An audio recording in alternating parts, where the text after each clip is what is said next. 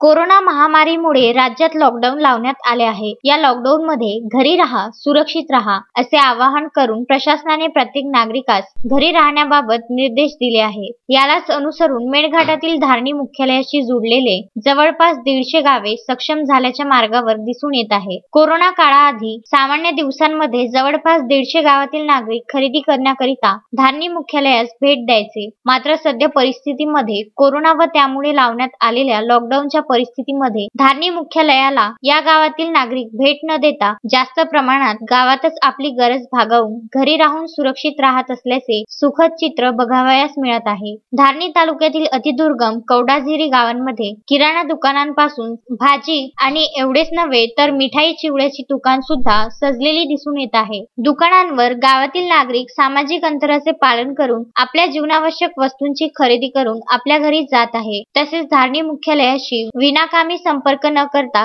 गर्दी टाळण्याचे काम सुद्धा मेळघाटातील गावागावात सुरू झालेले दिसून येत आहे। जर प्रत्येक गावांमध्ये जीवनावश्यक वस्तूंची गरज पूर्ण होत असेल तर निश्चितच धारणी शहरात होणारी गर्दी टाळता येईल। सोबतच धारणी शहरात होणारे सामाजिक अंतराचे उल्लंघन सुद्धा होणार नाही। सामाजिक अंतराचे उल्लंघन झाले नाही तर निश्चितच मेळघाटात कोरोना संक्रमणाचे आकडे सुद्धा कमी होणार आणि मेळघाट भविष्यात कोरोना मुक्त होणार। ही मेळघाटाकरिता सुखद आणि आनंदाची बाब आहे। अतिदुर्गम ग्राम कवडाझिरी सारखे प्रत्येक गावाने सक्षम होऊन आपल्या गावांमध्ये जीवनावश्यक वस्तूंची दुकाने लावून सामाजिक अंतरासोबतच नागरिकांना सेवा देण्याची गरज आहे। तसेच विनाकारण घराबाहेर आणि गावाबाहेर पडणे योग्य नसल्यामुळे घरी राहून सुरक्षित राहा, प्रशासनाला सहकार्य करा, तरच आपण कोरोनाशी लढा जिंकू। तस्मीन शेख, सुलेमान मेमनसह जुगल किशोर जयस्वाल, विदर्भ न्यूज, धारणी।